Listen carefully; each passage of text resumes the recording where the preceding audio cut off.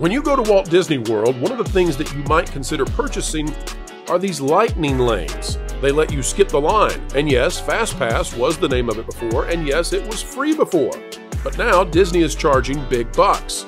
Now, a Disney historian is claiming that the wait times are dramatically inflated. He is saying up to 300% to drive more dollars, leaving your wallet to purchase a product that you might not need.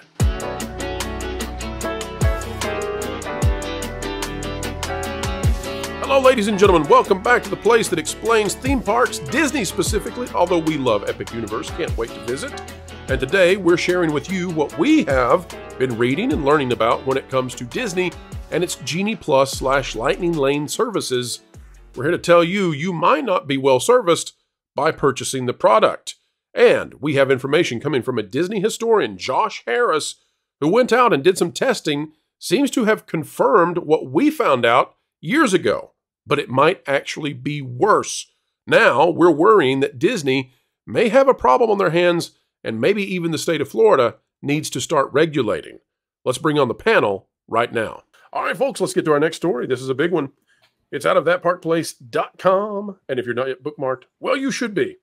Here's what we have from Marvin Montanero. Hey, I know that guy. Disney caught inflating Walt Disney World wait times up to 300% to sell Lightning Lane. FastPass used to be included in every Disney ticket, whether you were a resort guest, an annual pass holder, or someone who got in for free because they're friends with a cast member. FastPasses were just a part of everyone's Disney day. This was something Disney always had over its chief rival, Universal Studios, who sold its Express Pass system at an upcharge. But all that changed after the pandemic when Disney swapped the previously included FastPass system for the brand new premium Lightning Lane service. This came at an upcharge per person and allowed guests to pay their way onto some of the more popular attractions.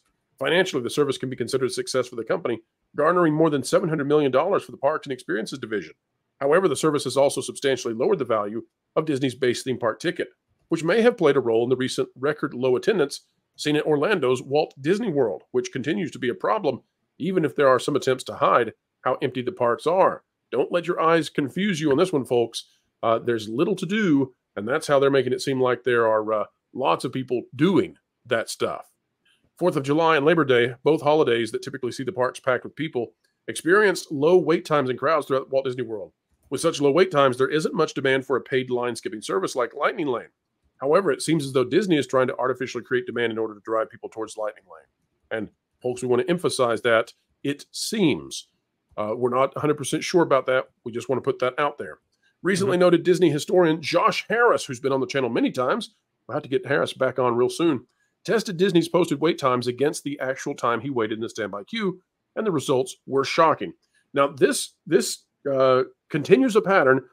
In 2022 and 2023, That Park Place reporters also checked into this and found similar results, although it wasn't quite this high. Let's see what Josh Harris has to say. Did a quick visit to all Walt Disney World parks yesterday, and here are a few examples of inflated wait times thanks to upselling Lightning Lane. And he has posted / actual. So the posted time for Flight of Passage was 50 minutes. The actual wait time was 25. The posted wait time for Expedition Everest was 25 minutes. The actual wait time was 15. The posted wait time for Tower of Terror was 40 minutes. The actual wait time was just 10, which, by the way, it takes 10 minutes to walk through the pre-show and the queue. Pirates was a 25 minutes posted wait time. 15 minutes was the actual time. That means I've done these rides so many times, I can tell you, a 15-minute wait means that you're there watching them load the boats. You've made it that far before you ever find another person. And the Haunted Mansion was listed as 40 minutes, but it was actually 30 minutes, according to Mr. Harris. Marvin, you've been covering this story. Can you tell the folks out there, what is the financial incentive that Disney has, if there is one? And although we're not alleging directly that Disney is doing this, what would be the financial incentive for the House of Mouse to have longer wait times posted rather than more accurate ones?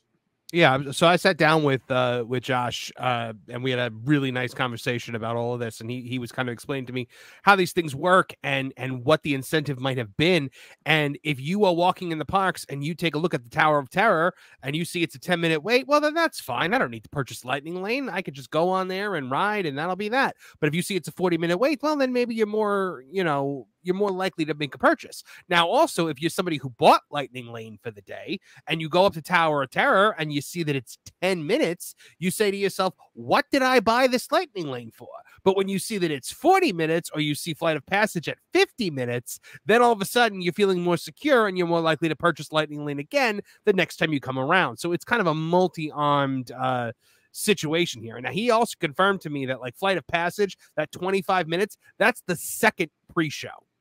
That's getting to the second pre-show with not Sigourney Weaver doing the whole Sivako thing. That isn't even that the 25 minutes was included in the guy that goes and fly before he checks you for space lice. So these will walk-on attractions, bro. That is fascinating to me. First of all, Joshua has a lot of internal knowledge of how the parks work, and if he says something, if he goes out there and makes a claim about how something works within the parks, he's definitive on that, in my opinion. Oh yeah, he knows so much here. Fantastic source of knowledge. He was telling me things about you know, how they used to up the wait times when something was down.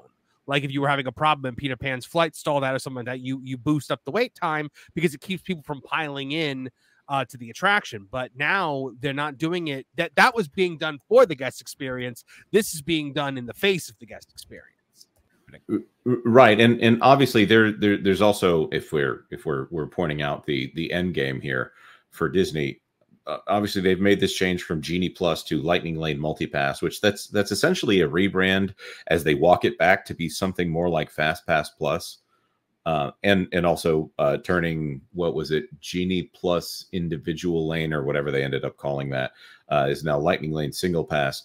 The rumor is, however, and I think this is true, that they are considering doing a premium version of this called Lightning Lane Premium Pass, so that they can charge something more like an what is the rest? What's the Universal Express Pass price level here? So instead of being a $30 per person, it would be presumably more like a $150 per person, on top of the $100-something you already spent to enter the park. Right. And how is someone from outside of the park going to check on wait times? They're going to check on Disney's internal apps in order, their own proprietary apps in order to do this. And they're not going to see Flight of Passage 25 minutes.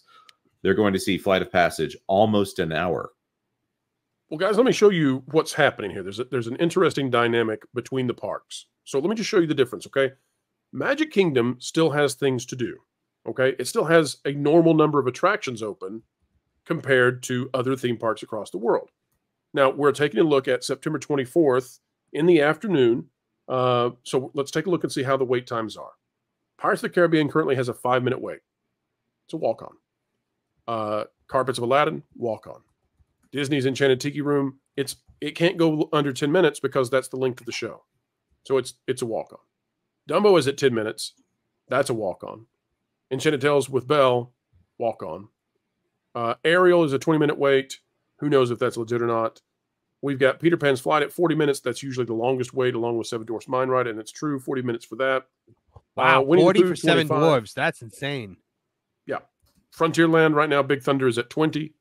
And, you know, they just have open for Tiana's Bayou Adventure, which that's a plus.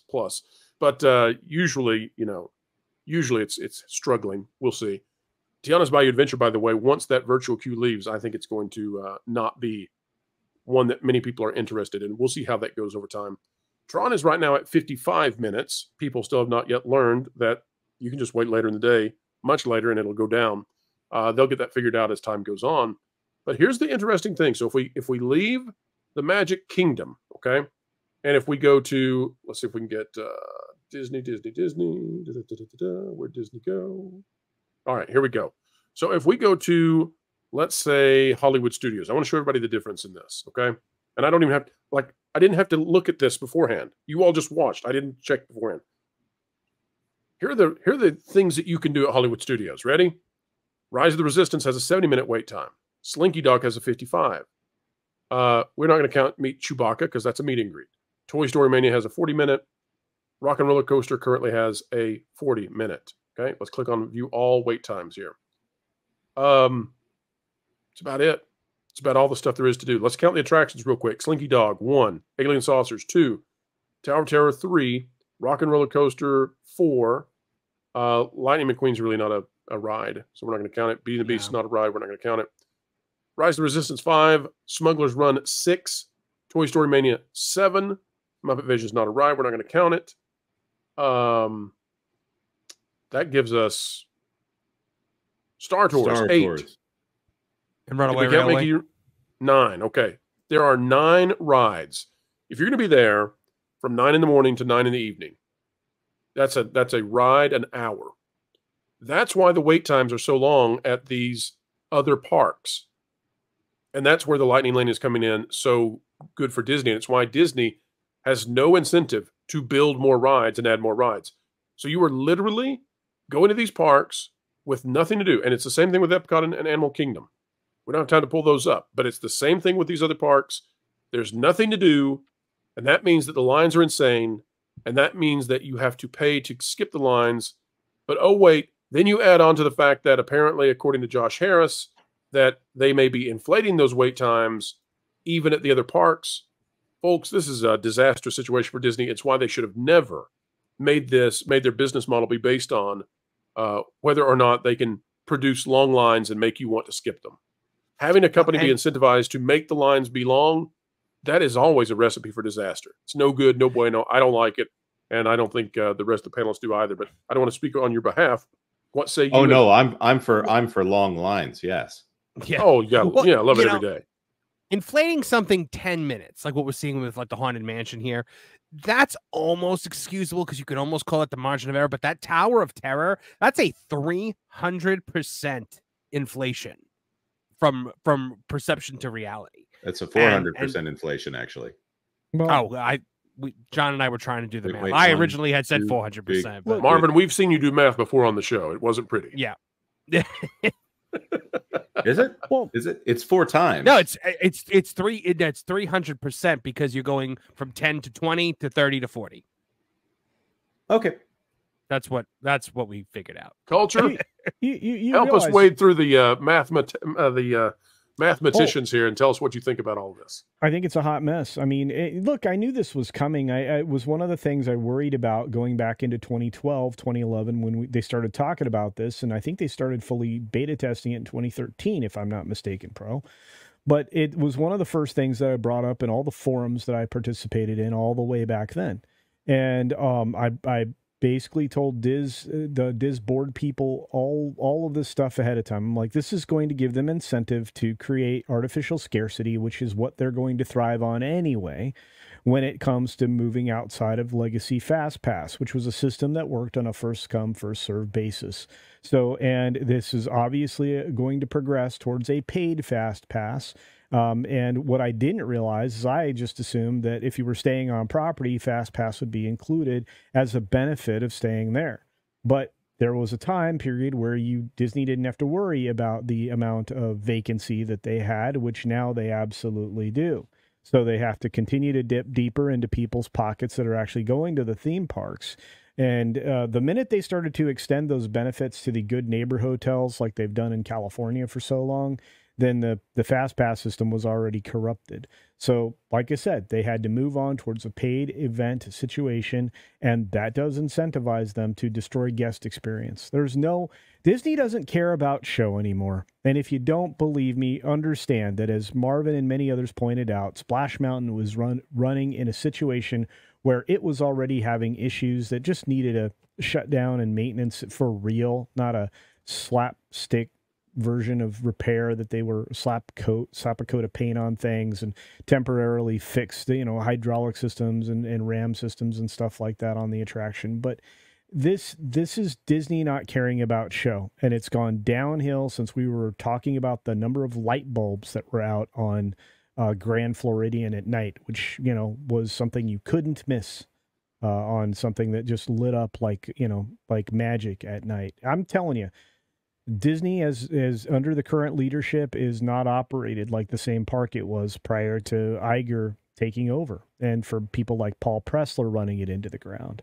So when you see the incentivization of making artificial scarcity even more scarce, you've got a problem. One of the reasons it was artificial scarcity from the very beginning is they were putting fast pass onto rides that absolutely didn't need it, like Spaceship Earth. How's this for you, culture? Yeah. If you're gonna sell a medicine to healthy people, you got to create a sickness. If you're gonna sell a perk to Disney park guests who were already happy, you got to make them unhappy. Yeah. And that's what it is. Well, and they've made enough people unhappy, Pro, that no wonder they're struggling with attendance. They've done it with the confiscatory. I can't use the other word I'd like to use because YouTube might mishear it starting with an R. But the confiscatory monetization schemes that they've put in place between the ticket pricing, the fact that they went to surge pricing, which is absolutely ludicrous at the theme parks, make every day the same. In fact, go back to the system where your ticket, when you buy it, is good forever. So that if you buy a 15-day ticket or whatever, do you remember those, Pro, when they used to sell like 15-day ticket or 14-day ticket? I do. Those were the very best when you upgraded them to non-expire. Yeah, exactly. And that made it so that you could go to a couple of trips and know that you bought your tickets and you didn't have to worry about that for the next, time you went. And the more days you added, the more discounted days you got. And I remember when it was, a nominal fee to upgrade your tickets to a four park ticket pass with water parks. It wasn't expensive. So and you could get up to 30 days once you did all of that with the Park Hopper Plus and everything. Yeah. Right. So the whole point is that Disney's done nothing but put in place this particular scheme that really incentivize them to be on their worst possible corporate behavior. If they want to claim to being a good public corporate citizen by doing all the DEI baloney sausage ESG garbage, they're being a worse corporate citizen when it comes to taking advantage of their customers and consumers. So they should be called out for that. But anyway, those are my thoughts. I wanted to just blast away. And I just want to make sure that we add this disclaimer here. You need to consult with your travel agent to find out if Lightning Lane Multipass is right for you. Oh, I like that. I feel like I just had, could you say it faster though? Because it didn't sound potential side effects of Lightning Lane include going into massive debt. Folks, we've come to the end yet again. Another video of pure excellence in the can, and we must say farewell for now. But folks, we cannot wait to spend more time with you. It is an honor, a pleasure, and it's an attitude of gratitude right here on this channel every single time we get to share time with you. Until the next time, folks, consider clicking the like button, share, subscribe. Click it, stick it to the algorithms. It is the notification bell. Drop a comment down below. Let us know your thoughts. And until we meet again, keep learning, keep growing, and as always, keep having fun.